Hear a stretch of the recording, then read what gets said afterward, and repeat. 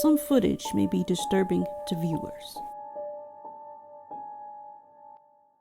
On December the 28th in 1985 in Sparks, Nevada, 18-year-old Raymond Belknap and 20-year-old James Vance were listening to Judas Priest's Stained Glass album, which was a Christmas present from Raymond to James. Raymond went by Ray and James went by Jay, and they were both huge Judas Priest fans. While they were listening to the song Beyond the Realms of Death over and over again, they were also drinking and smoking marijuana. James then suggested that they spin the album in reverse, and this is what they heard.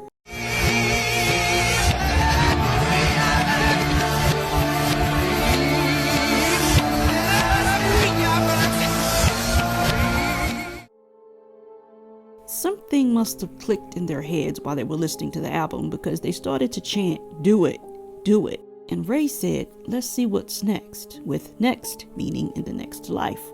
So they came up with a pact. After bumping fists, they were pumped, and they started to smash things in Ray's room. So Jay wedged the door shut by placing a 2x4 under the door, while Ray grabbed a 12 gauge. He opened his bedroom window, and he jumped out and ran down an alley behind his house. And it was well below freezing, and they were only wearing jeans and t-shirts. Once Ray made it to a 6-foot wall, Jay yelled at him to wait, and they scaled the wall together. This was around 5 p.m. and it was pitch black outside, so they didn't immediately know where they were. Ray then stepped onto a carousel in the corner of what was actually the playground of the Community First Church of God and loaded a single shell from his pocket. And Jay remembered how terrified Ray looked as he heard the gun cock. Ray was then going around and around on the carousel saying, "Do it, do it." And the last words Jay said to Ray was, "Just do it and just hurry up." Raymond died instantly, and Jay stood next to the carousel for a minute or two thinking about his mother and the people that cared about him. And then he pulled the trigger. Okay, whereabouts was it? Right in my backyard. Is anybody hurt? It looks like there's two rolling left. Two loud bangs, and I went out there and there's 2 things smoldering on the ground, and it's dark. Crank it up. Get all the detectives. He heard 2 shots. There's 2 things smoldering on the ground in the Lutheran churchyard. Oh, great. There was a dog barking over here, and I yelled at it to shut up. And Ray was catching his breath, and he was sitting right here. I could see him, but I couldn't see his eyes. He said he had the gun just clenched up to his throat, and he was talking with the gun just pressed up against his throat. And he said, "I sure my life up." The blast destroyed his nose, his cheeks, his jaw, his tongue, his teeth, but it missed his eyes and his brain. He remembers feeling weightless as he fell to his knees, and then his face hit the ground. After feeling numbness, someone had turned him over on his back to check his pulse. He remembers fighting with the person to get back onto his stomach. He was then placed into the ambulance and given an emergency tracheotomy. Jay didn't know that he no longer had a mouth or a tongue, and he couldn't understand why the words, "I don't want to die," wouldn't come out when he tried to talk to the paramedic. He later told police he only went through with his half of the pact because he was afraid of being accused of taking Ray's life. Jay was in the hospital for 3 months, and he got daily injections of morphine, and he underwent several painful reconstructive surgeries. The skin extenders on his face pulled down on the remaining flap of skin on his forehead that was needed to reform his face, and it caused very painful swelling. His face was so swollen that he couldn't see. 2 years later, surgeons began working on creating a pair of lips from skin that was taken from the smooth crease under his knee, and he was halfway toward his 3rd and final chin. A third of his tongue remained, but he had lost his gag reflex, so he would drool and swallow his tongue. He only had 1 tooth and could only eat by using his thumb as a second incisor. When Jay went to watch his attorneys work on an unrelated trial, he was asked to leave the courtroom because he upset the jury and caused one of the lawyer's daughters to faint when she saw him. Jay would go on to turn down 2 marriage proposals, and a third girlfriend came to live with him and his family after she was kicked out of her house on her 18th birthday, and she'd go on to have 1 child with him. At one point, Jay was injecting up to 2 grams of cocaine a day to ease the pain, but he overcame that addiction by getting nerve block injections in the base of his neck. In 1983, he was born again, and he stopped doing drugs for a little while too. He said, either you worship Jesus Christ or you worship Judas Priest. And Jay later said it was their music that turned him temporarily into a white supremacist. In 1988, Jay was admitted to the hospital on November the 15th for depression. And on Thanksgiving Day, he lapsed into a coma and passed away 6 days later. He died of a methadone overdose, and it's not clear how he got enough of the drugs to end his life. But before he died, he put his mother into the hospital twice. Once was during a seizure from cocaine toxicity, and another was from withdrawal agony. He split her lip the first time, and the second time he fractured her nose. Before his death, James and his parents sued the band and their record label CBS for $6.2 million. They claimed that Judas Priest hid subliminal messages in their cover of Better by You, Better Than Me that said, let's be dead and do it, and that they influenced James and Raymond to form the pact. In depositions, Jay said that it was the lyric, keep your world of all its sin, it's not fit for living in, that led them both to understand what the message was. The answer to this life is death.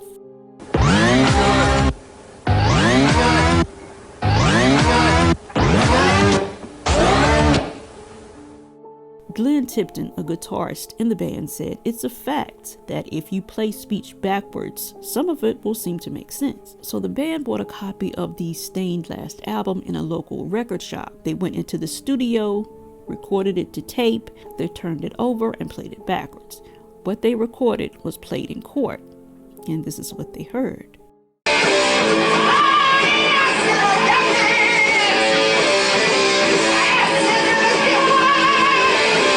The backward interpretation, which is, I asked for a peppermint, I asked for her to get one.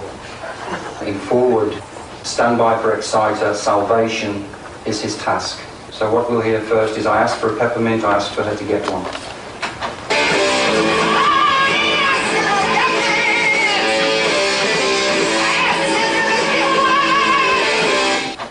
Rob Halford, the band's lead vocalist, said that they didn't know what a subliminal message was, and that what people were hearing was just some weird guitar sounds and the way that he exhaled between lyrics. However, under cross-examination, he admitted to placing a reverse message in Love Bites. He said that he quite intentionally recorded the phrase "in the dead of the night, love bites" backward, and that he played it simultaneously with the same words recorded forward. He said the backward version just sounded like garbled speech.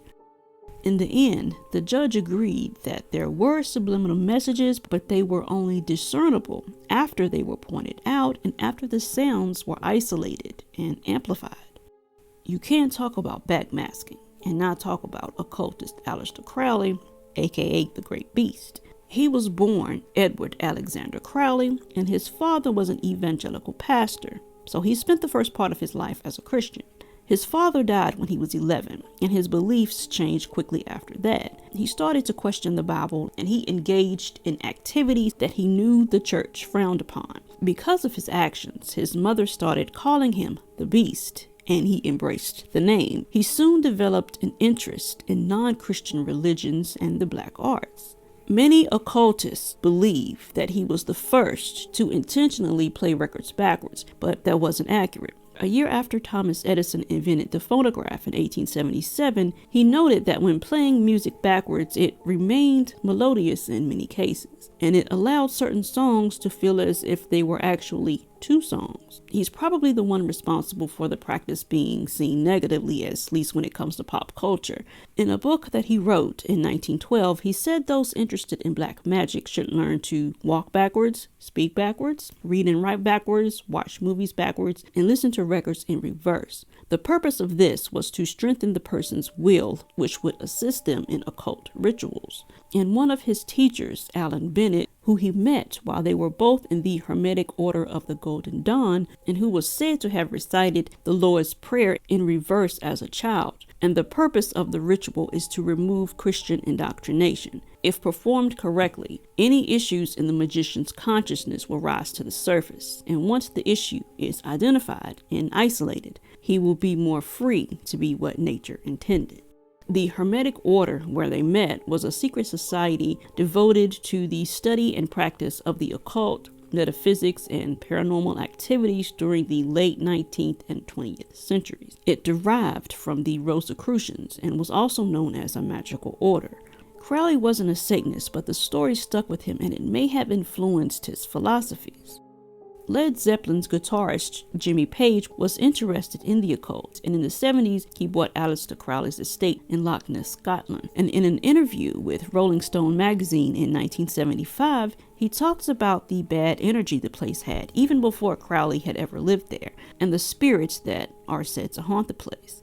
A man supposedly lost his head in the house, and you can sometimes hear it rolling around. In the same spot, a church burned to the ground while the congregation was still inside. Subliminal messages and their adverse effect didn't start with heavy metal. Billie Holiday's version of Gloomy Sunday was banned from the radio in 1942 when several women who lost their husbands in World War II ended their lives after they listened to it. The Hungarian composer of the song took his own life 35 years after its release. And here are some songs that are said to contain supposed subliminal messages and backmasking, whether intentional or not. One of the most well-known instances of backward masking is Led Zeppelin's Stairway to Heaven. If you play it forward, you hear, "If there's a bustle in your hedgerow, don't be alarmed now, it's just a spring clean for the May Queen." Yes, there are 2 paths you can go by, but in the long run, there's still time to change the road you're on. But if you play the song backwards, you hear,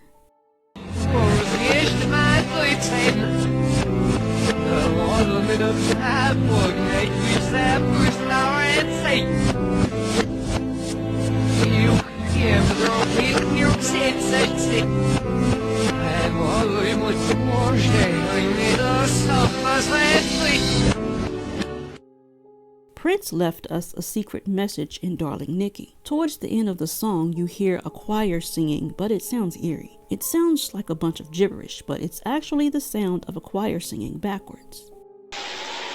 Hello, how are you? Fine, fine, 'cause I know that the Lord is coming soon.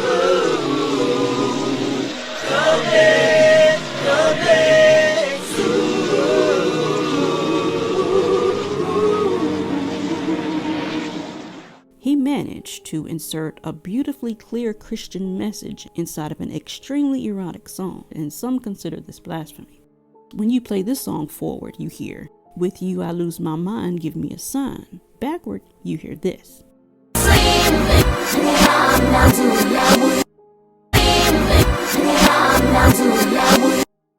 Some groups have had fun with backmasking and would include positive or funny lyrics, and one of those groups was Pink Floyd with their song Empty Spaces. When you play the song in reverse, you hear this. Just discovered the secret message. Please send your answer to old Pink.